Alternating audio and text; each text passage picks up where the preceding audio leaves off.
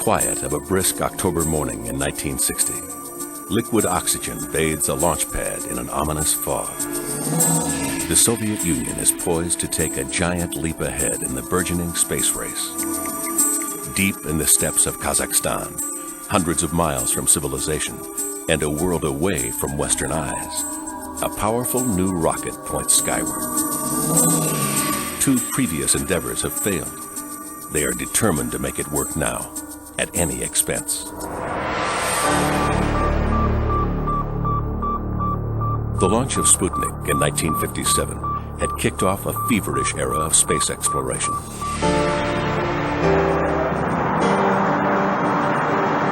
While the Americans struggled with their Vanguard rockets, the Soviets sent a dog named Laika into orbit.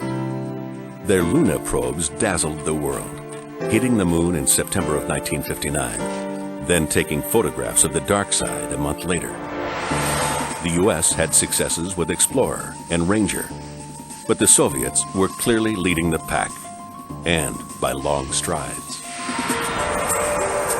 Even as the rocket readied for takeoff, Premier Nikita Khrushchev was in New York for a United Nations meeting, anxious to gloat about another Soviet success while on American soil.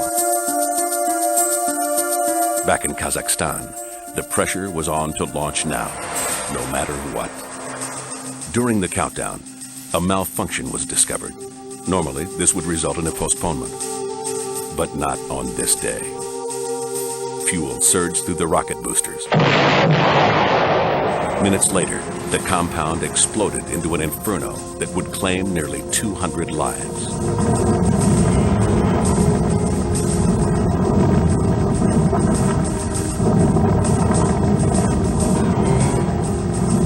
The world was left with hearsay, rumor, and speculation.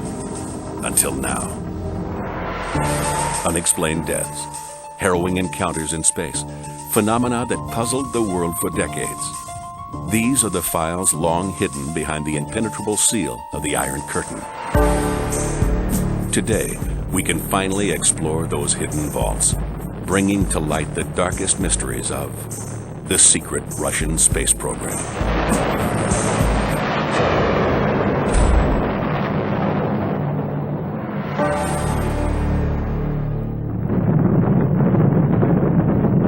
From the beginning, the Soviets and Americans amazed the world with their stellar achievements. But that glory has been marred by disaster. Time and time again, the deadly matrix of politics, human nature, and destiny has shattered the myth of technological perfection. While rocket power has boosted humanity to new heights, its searing flames remind us that in the perilous pursuit of outer space, false starts are often fatal. The environment of space is even less forgiving. The smallest miscalculation can boil blood in minutes, or leave a spacecraft and its passengers marooned in orbit as life slowly trickles away. 1967. In the hasty race to beat each other to the moon, someone was bound to make a mistake, a deadly one. The Americans would misstep with the fiery deaths of the Apollo 1 astronauts. Then the Soviets, in their rush to the moon, would follow with the first in-flight death of a cosmonaut. It wouldn't be their only taste of tragedy and regret. Violent explosions on the launch pad, fatal miscalculations, and crucial equipment failures. The margin between life and death can be harrowingly thin.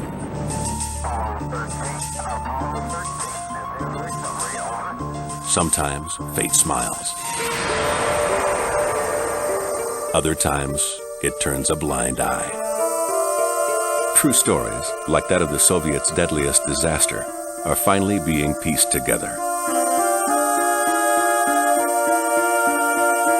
The missile poised in the launch pad that pivotal day in October 1960 was the R-16 ICBM, the pet project of Mikhail Kuzmich Yangel. It was a rocket designed to deliver deadly nuclear warheads to the U.S. This would be Yangel's first test at a newly constructed launch pad at Baikonur, and it was scheduled for the anniversary of the Great October Revolution.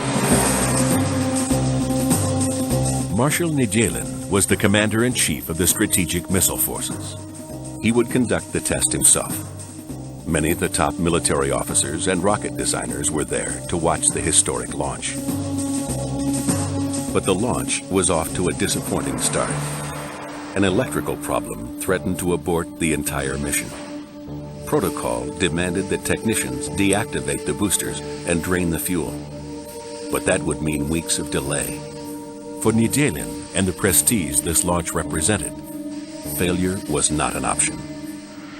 Sergei Khrushchev learned of the classified disaster from his father, former Premier Nikita Khrushchev.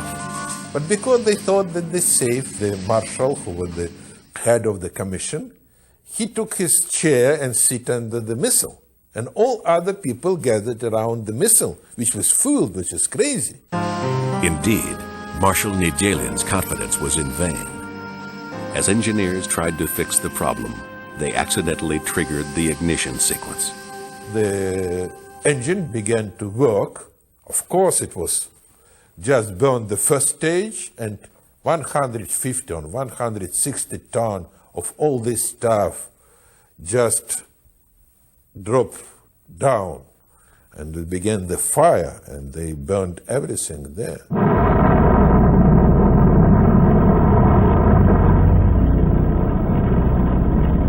Within seconds, the pad was a towering inferno.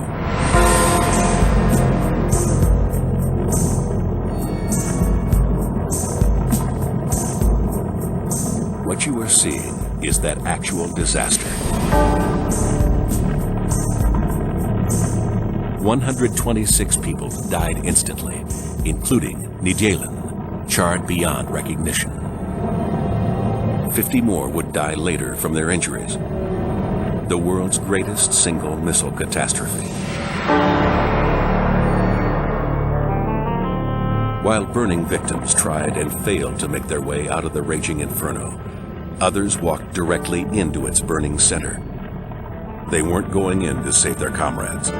What they were after was of much higher priority. They risked their lives to preserve this flaming box. What secrets that box contained may someday also come to light. Until that day, it remains yet another of the unexplained mysteries that comprise the Soviet space archives.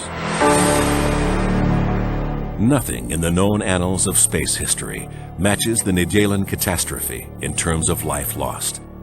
But it was hardly their only disaster. In 1969, the Soviets prepared to launch their second generation of Mars probes. The United States had edged ahead in the race to the moon, so a successful Mars launch would be an appropriate reply. These probes were to be carried by the powerful new Proton booster, which had 3 times the thrust of the earlier booster and 3 times the troubles. Though its designers gave it only a 50-50 chance of success, political forces deemed it worth the risk. None of the 3 launches were successful, but the attempt you are witnessing nearly turned fatal.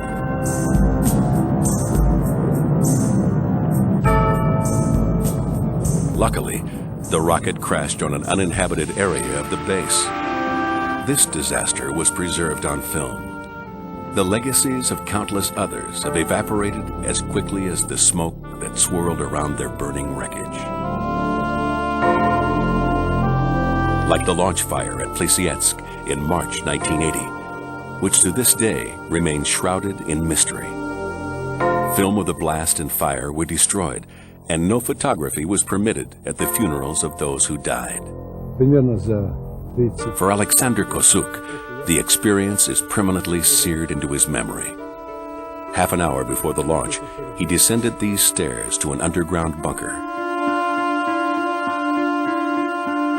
The Soviets had been attempting to launch a spy satellite when an oxygen leak was discovered. Rather than follow safety procedure, an oily rag was used to temporarily stop the leak. It ignited almost immediately. And at that time, there was a big blast. The bunker was full of flame and hot gas. Then another blast, a third one. So nearly all the people near the booster, the combat team, perished. 49 people altogether. Whatever the flames didn't consume, the Soviets made sure to get rid of. They succeeded in destroying all evidence, but they could never erase the painful remembrance. This can never be forgotten.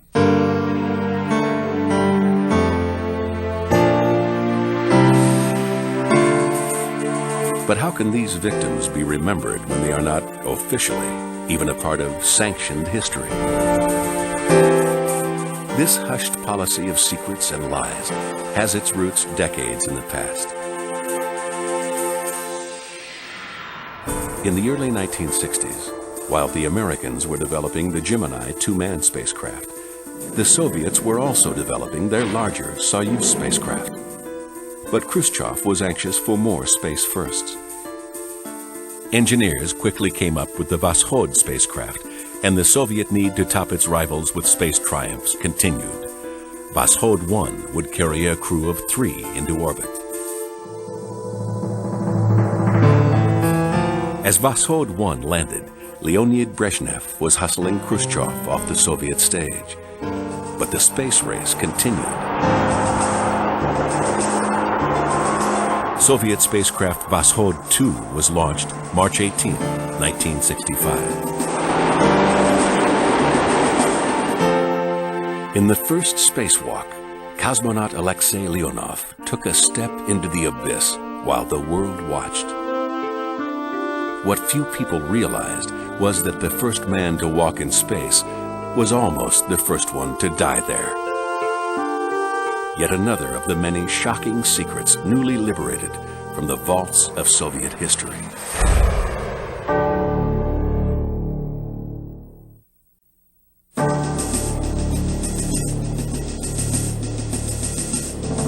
With the collapse of the Soviet Union, much of the previous deception of the Cold War era has vanished. Now, in order to sell their launch services on the open market, the former Soviet states are required to divulge their secrets, providing the world with detailed analysis of its failures as well as its successes. Some of the uncovered secrets date to the origins of the space race. Others, much to the world's surprise, happened after the Cold War. In a blow to Russian claims of reliability, 1996 resulted in 2 explosions of their most successful booster.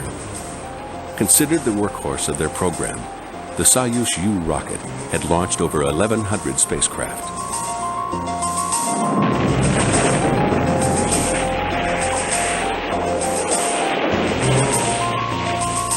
An investigation determined that both disasters were caused by defective parts.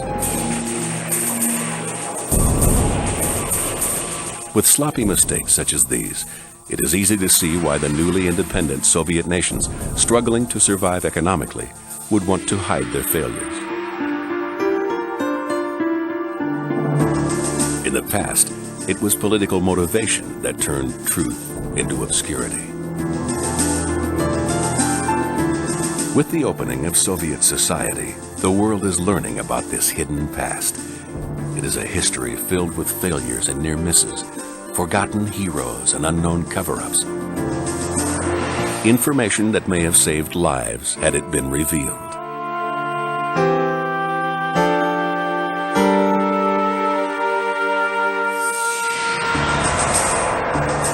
In March of 1965, Alexei Leonov became the first man to walk in space. The world would revel in his success, but little would they know how close he came to ultimate failure. When Leonov returned to the spacecraft, he discovered an unforeseen problem. His spacesuit had ballooned more than expected. He couldn't bend his arms or legs. He floated helplessly, unable to maneuver his body back into the hatch. Dangling in the abyss, he began to panic. As his pulse and respiration soared, his body began to depressurize. He was soaked in sweat, his visor becoming foggy. He took a risk and lowered the pressure in the suit. This enabled him to squeeze through the airlock head first, he had barely survived with his life. And Leonov's terrifying odyssey wasn't over yet. On re-entry, the prime retro-rocket system failed. Then, the navigation system malfunctioned, and the cosmonauts had to land manually. They landed 2,000 miles off course in the taiga forest of the Ural region. As day turned to night, the temperature plunged below zero. Wolves circled the men. They slept cramped in the capsule, huddled against freezing temperatures and the snarling creatures outside. Finally, after hours of misery, a ski patrol rescued them. In publicly recounting his spacewalk, Leonov put on a good show for the Soviet space program. He failed to mention the dire sequence of events that nearly cost him his life. His non-disclosure would be costly for Americans. Ambitious to match the Soviet achievement, NASA hurried to get its own astronauts walking in space. One of the first, Eugene Cernan, repeated the same harrowing experience that Leonov had, fighting for his life in a spacesuit that didn't function properly in the vacuum of space. It wasn't the first time that a lack of openness between space agencies had dire and even deadly consequences. Valentin Bondarenka was the youngest member of the first cosmonaut team. In March of 1961, he went into an isolation tank. For 10 days, he ate, slept, and worked in an environment of pure oxygen.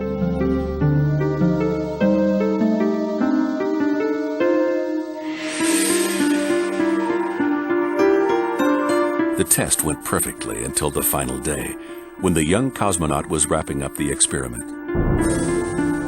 Using an alcohol-dipped swab, he removed some sensors from his body. He tossed the swab towards the trash, but missed. An innocent slip-up would prove fatal. The swab had landed on the hot plate he'd used to prepare his meals. Flames exploded, consuming the pure oxygen and raging into a deadly inferno. For nearly 30 minutes, the cosmonaut was burned alive while rescuers struggled to open the sealed door. The charred body they finally pulled out was still alive, but barely. Dr. Vladimir Gulyakovsky was the doctor on call when Bondarenka was brought to the hospital. He didn't have skin in his extremities, in his body. He didn't have skin in his face. He didn't have hair. He didn't have eyes even, and lips also. So it was completely burned out person. Despite of this condition, he managed to talk, and I bent over to his face to be able to hear his voice. And was terrible smell, you know, it was difficult even to come closer to him. So I bent over his face and I heard that he said, "It's too much pain, do something, kill the pain." The once vibrant cosmonaut was doomed, lingering for 16 hours in inconsolable pain and misery.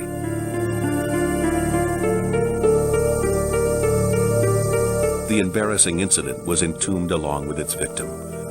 Without the benefit of the Soviets' experience, the Americans would have to learn Bondarenka's tragic lesson firsthand. On January 27, 1967, the Apollo 1 crew, Gus Grissom, Ed White, and Roger Chaffee, entered their spacecraft for a pre-flight test. As was the case with Bondarenka, the capsule was pressurized and enriched with pure oxygen.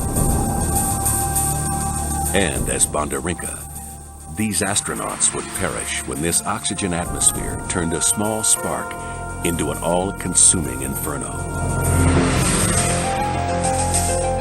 The accident report blamed shoddy wiring for causing the spark that started the fire, the flammability of materials, the oxygen-rich atmosphere that allowed the spark to become a holocaust, as well as the lack of a quick-release escape hatch. But what seemed unavoidable could have been averted if only the Americans had known what happened to Bondarenka. Despite their best efforts, the engineers at the helm of both space programs were operating in untested realms of experience. Devising contingency plans was as much the stuff of imagination as hard science. In such uncharted territory, death was often cheated by the thinnest of margins.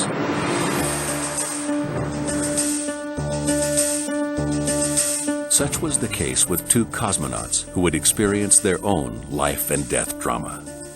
Gennady Strikalov and Vladimir Titov were ready for their mission. On September 26, 1983, about 90 seconds before Soyuz T-10A was to lift off, a malfunction resulted in a fuel spill which quickly ignited. An abort was commanded, but the communications lines had already been burnt through. As flames engulfed the booster, a backup radio command activated the abort sequence. The cosmonauts were a few seconds away from perishing in the conflagration. Here, as we see actual footage of this event, the escape system worked, and the capsule pulled away from the booster 6 seconds before it exploded in a ball of flaming death.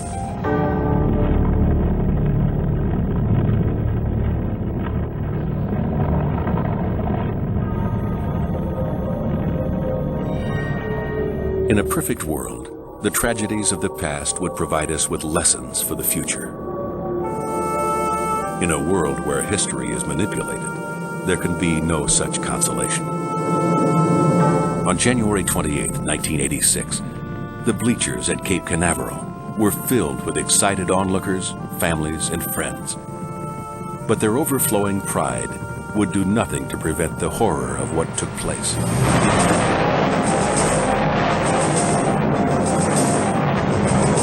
A mid-air explosion that blasted the shuttle into pieces.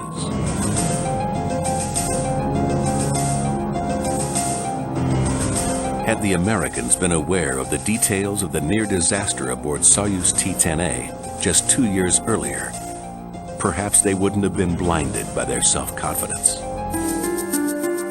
Over 25 years after the Soviet Nedelin catastrophe, a space program was once again driven by political pressure, allowing the fatal consequences of haste to yet again martyr the exploration of space. Over the years, experience, safety precautions, and technology all combined to make spaceflight safer. But political pressure, human error, and cruel fate repeatedly made for a combustible and often tragic mixture.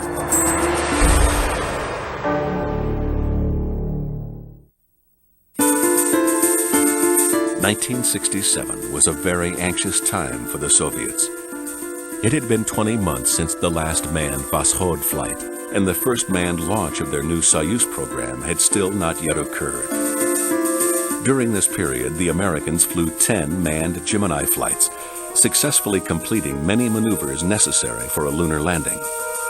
But it was also the year that Apollo 1 burned on the launch pad, killing 3 astronauts and sending NASA back to the drawing boards. With a successful launch, the Soviet Union could boast the superiority of Soyuz over Apollo and regain the initiative in the race to the moon. The authorities wanted this new victory in time for the 50th anniversary of the Great October Revolution. There had been 4 unmanned test flights of the Soyuz re-entry vehicle, but none had been successful. In fact, each unmanned test had shown new problems. But as the gap between manned missions extended, political pressure for another Soviet space spectacular grew. And there was no one in the program with the authority to defy the Politburo. A spectacular space mission involving veteran cosmonauts was devised. 2 manned spacecraft, Soyuz 1 and 2, would be launched. They would perform an untried docking and crew transfer in space. Fanfare surrounded the pioneering project, but back at Mission Control, engineers were filled with dread. They simply weren't ready. Even the chief designer refused to certify the launch. Still, the Soyuz went to space. Piloting the ship was cosmonaut Vladimir Komarov. It wasn't long before the Soyuz 1 began to show the signs of malfunction that everyone on the ground dreaded. At the outset, one of the solar panels hadn't deployed. Then, the altitude control systems failed. Because of Soyuz 1's unreliable performance, Soyuz 2 was never launched. All efforts were put into the safe return of Soyuz 1. We know now that no matter how skillfully Komarov piloted the spacecraft, his fate had already been sealed. The Soyuz 1 was, the moment it rolled onto the launch pad, a death ship. Lurking silently within its belly was an untested parachute, a lifeline destined to fail. And aboard the Soyuz 1, a cosmonaut was fated to die. Nothing could save the doomed ship as it fell, end over end, towards Earth. From the top of the atmosphere, the capsule plummeted. Komarov impacted the ground at over 300 miles per hour.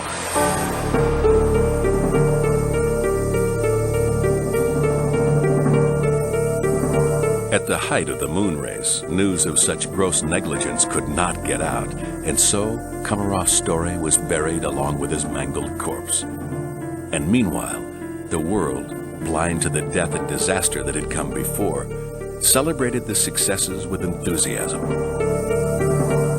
On July 23, 1969, when Neil Armstrong made that small step for man, the Americans made a giant leap in the seesaw race to the moon by crossing the finish line first.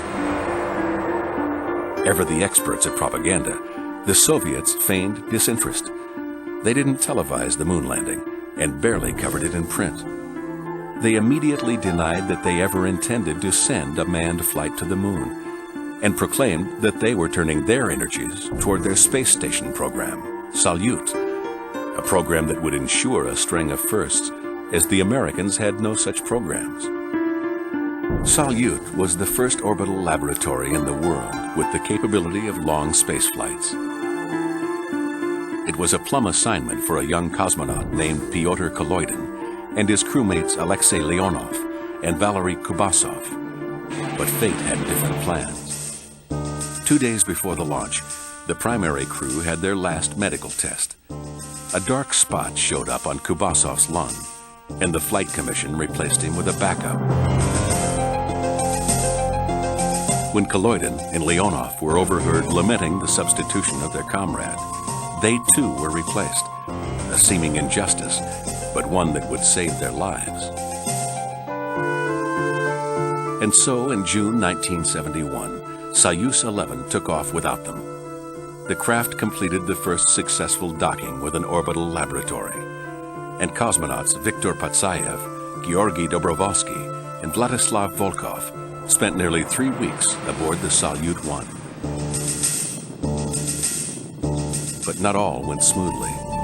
What you're about to hear is a real emergency in space, a chilling encounter with death too distressing to be revealed until now. Почтение вам по программе на 3 витка последних, а потом поговорим, ладно? Ох, елки зеленые, что-то у нас целый день сегодня одни уточнения напичкаешь. Вильталь, примите форму 23. Подожди, нам сейчас не до этого, у нас пахнет на борту горелым чем-то. Понял вас? Сообщайте. Что сообщать, пахнет? Янтарь 3 на связи. Слушаю вас. А что слушать, тут не поймем, откуда дым идет. Разбираемся. Дым идет уже? Да, идет. Но тут закрыты наглухо панели, не можем добраться быстро. Сейчас возьмем отвертки, будем вертеть. Тут не 2 винтов. Понял. Янтарь 2, выключайте всю ненужную аппаратуру. Так это понятно, ты понимаешь, мы не знаем, что горит. Может быть, кабель горит, но его в жгуте не можем проверить. Понимаешь, запах идет из-под приборной доски. Мы скрыли панель приборной доски под ней. Обгоревший кабель в жгуте, и запах продолжает идти. Если вы будете переходить в НКТ и делать расстыковку, то расстыковка штатная, завершающая операцию только по нашему указанию. Леха, подожди. Нам некогда здесь будет соображать, если дело дойдет до серьезного. Я тебе задаю вопрос. Если здесь создастся ситуация, которая для нас опасна, мы заходим в ОСА, закрываем люк.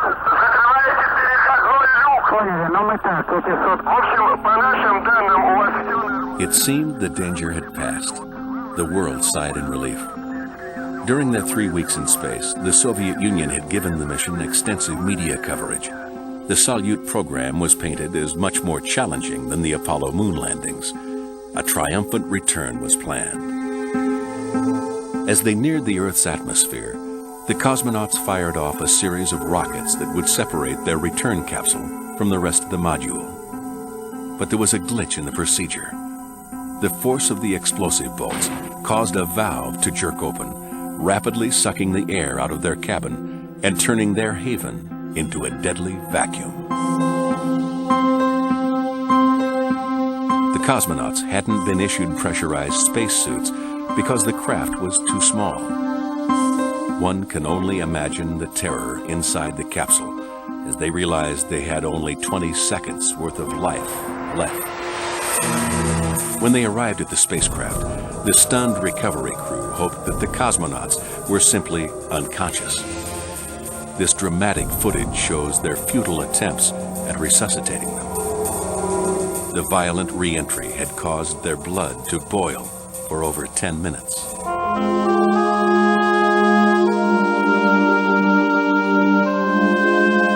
While a nation honored its martyred heroes with a memorial on the Kremlin wall, cosmonaut Kolodin was burdened with a deeper grief.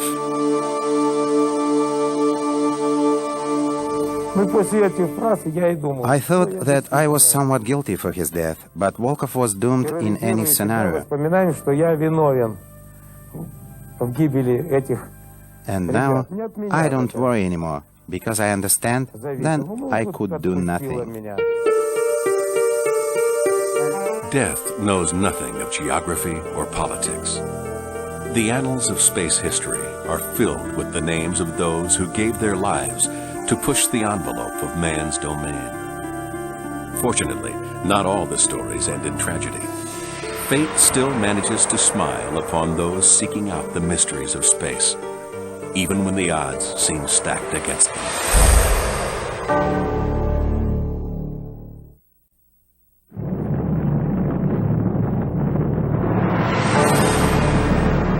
Space is an unforgiving dominion. Hurling through the barren vacuum, there is no lifeline, no safety net, and little room for error. Perhaps the most dramatic example of a space rescue remains the U.S. Apollo 13 flight. Okay, Houston, we've had a problem here. Once in orbit, emergencies haunted the crew of this April 1970 flight, from the moment an onboard liquid oxygen tank exploded. After a treacherous journey back toward Earth, Apollo 13 re-entered the atmosphere, not knowing if their protective heat shield would keep them from literally roasting to death in the 6,000-degree re-entry. And if they did make it that far, they couldn't know whether their parachutes would even deploy. Tense moments passed as they re-entered Earth's atmosphere and went out of communications range. On Earth, all ears strained to hear sounds of life as Apollo regained radio contact.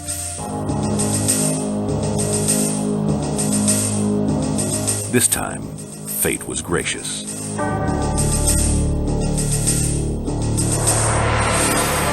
The Soviet version of Apollo 13 launched on April 10, 1979. The Soyuz 33 mission was the fourth international flight, whose crew included a Bulgarian cosmonaut. All was going routinely as they were preparing to rendezvous with Salyut 6. Then, on the Soyuz, something went dreadfully wrong. The tension grew as Mission Control consulted with cosmonauts already on board the station, waiting to greet the Soyuz crew. Протоны. Вы видите пламя из двигателей Сатурна. Вы видите пламя? Это было не как всегда. Это двигалось в сторону. Вы видите это отчетливо? Да, я уверен. The Salyut crew had confirmed the unthinkable. For the first time in roughly 2,000 firings, the Soyuz main rocket engine had failed. It was the third mission for cosmonaut Nikolai Rukavishnikov, and definitely the most perilous. We had an explosion at the rear engine of our Soyuz T-10A ship. We could not dock with the station. Furthermore, we could barely return from orbit. It was a critical situation, and we had a good chance of not returning to Earth. While Mission Control struggled for some way of bringing the ship home, Rukavishnikov realized the nightmarish possibility of being marooned in space with only 5 days of supplies. The crew would have to use their reserve engine for an emergency landing, but there was no way of knowing if it still worked without trying it.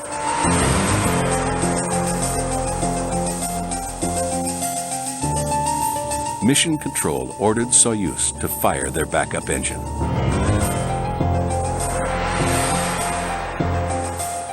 No one had to tell the crew what would happen if it didn't work up to capacity. The cosmonauts were already picturing that dreadful scenario. If the engine worked less than 90 seconds, Soyuz 33 would remain a live satellite for 5 days, then become just a satellite containing corpses.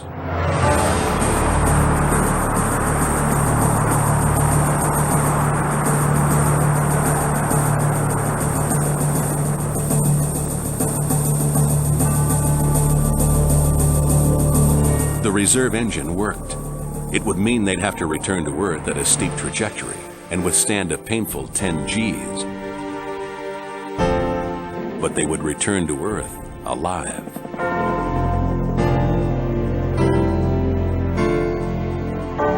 It wasn't the first time a Soyuz spacecraft nearly became a ship of death. On April 5, 1975, Soyuz T-10A was intended to dock with the Salyut 4 space station. The flight never made it into orbit. The A2 booster malfunctioned, and the rocket began to deviate from the planned altitude. During the launch of the spacecraft, we got a message from the cosmonauts. Accident! Accident with the booster! The Soyuz fired its engines in a retroburn.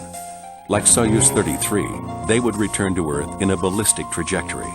But this time, with double the agonizing pressure, a bone-crushing 20 Gs.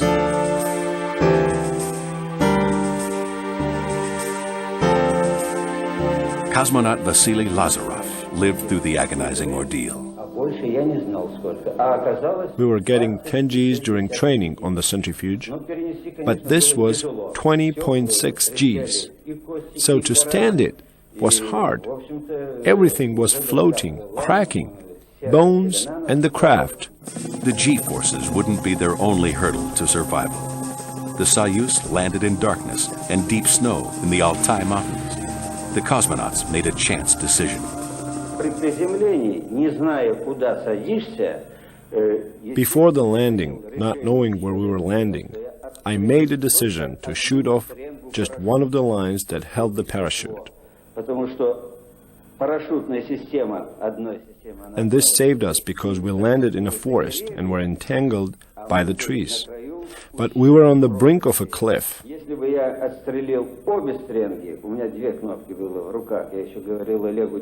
If I had shot off both lines, we would have been carried over the cliff. While officially landing in the Altai Mountains of the Soviet Union, the cosmonauts were in a rocky region of northwest China, less than a mile from the Mongolian border, and around 50 miles from the Soviet border. The Chinese were never notified of the intrusion.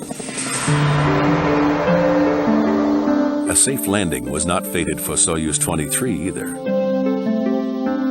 In October 1976, after a failed automatic docking with the Salyut 5 space station, Soyuz 23 was ordered back to Earth.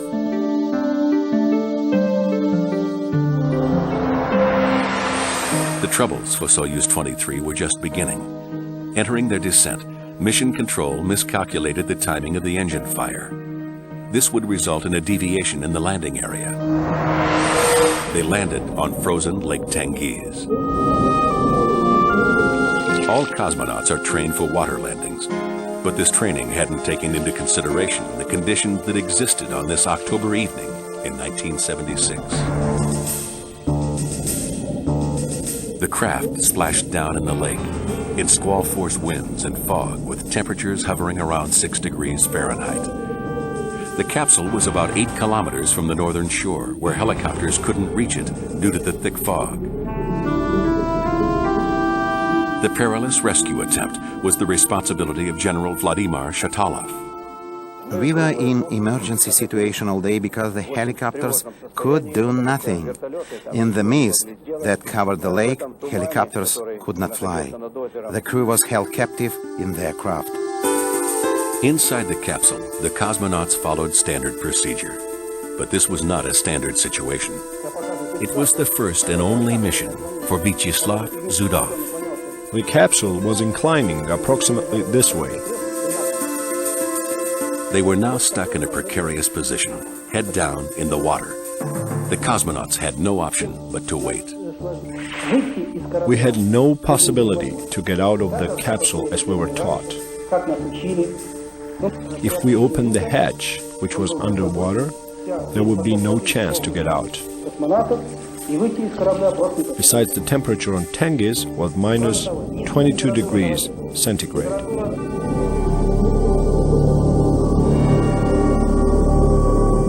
Now the cosmonauts faced real danger.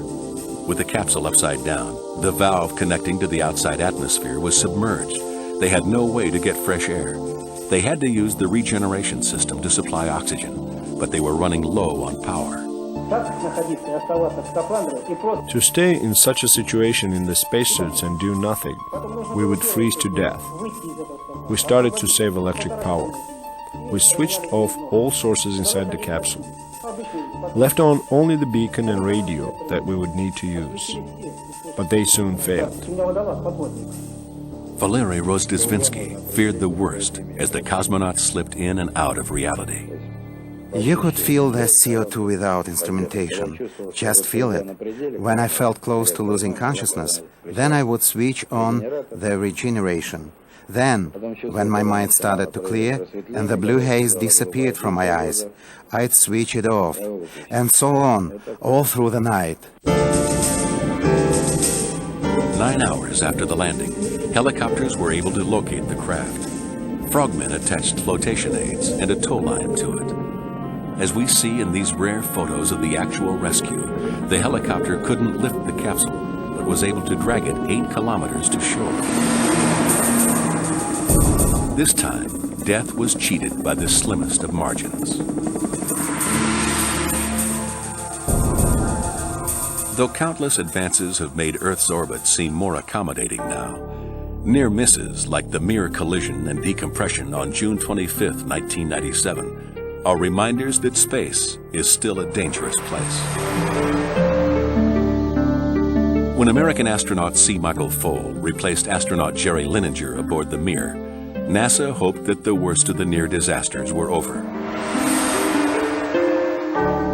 Linenger had endured a near collision with a cargo ship, as well as an ongoing litany of mechanical and electrical breakdowns, including an intense fire. The fire was basically in this region here, with the flame shooting across this way. And therefore, as you can see where the camera is basically where I was at, and we had one other body in front of me. I was passing the fire extinguisher. At that time, the other Soyuz was on the other side where Progress is now docked. So as you can see, it would have been very difficult to get through the flame itself to get to to one of the rescue vehicles. Foale was to fare worse. Mission Control wanted to attempt a manual docking with a Progress cargo vehicle. Because of previous problems with the docking system, they decided to attempt the hookup with the radar system off. In Soviet tradition, human error was blamed for what would happen next. But as the facts have emerged, it's become apparent that the Mir was a victim of faulty planning. The crew nearly paid for these mistakes with their lives. The cosmonauts had practiced this manual docking maneuver before, but only with an empty cargo ship. This one was heavy and approaching fast. But without the main radar system, there was no way to know how fast or how far away it was at any given time. This lack of crucial information would nearly prove fatal. Cosmonaut Vasily Sopliev tried to slow the capsule with the braking lever, but the progress kept coming. From the porthole, cosmonaut Alexander Lesutkin watched the progress fly over the docking port. I asked the technicians, how do you see the side of the station? By radar or on the screen? They replied, but nothing is on the screen. By radar, of course. So if we had radar, there would be nothing to talk about. As Lesutkin ordered Foal to the Soyuz vehicle for evacuation, Progress crashed into Mir. The entire space station shook. The master alarm began to blare. The collision had caused an air leak. The life-sustaining atmosphere of the Mir was being sucked into the vacuum of space. The quick-thinking crew was able to save the station by severing a series of power cords so that they could seal off the damaged area. Mir survived the first decompression of an orbiting spacecraft. A split second later, a slightly larger impact, or a different course of action, and it all might have ended there for Mir and the men on board. The Mir collision has become legendary in space history. But had fate not smiled on them that day, their account might have been concealed, distorted, or forgotten like so many of the stories before them. Today, the murky depths of the Soviet space archive are just beginning to divulge their secrets. Some of them so bizarre, so irrational, they seem fated to remain forever a puzzle.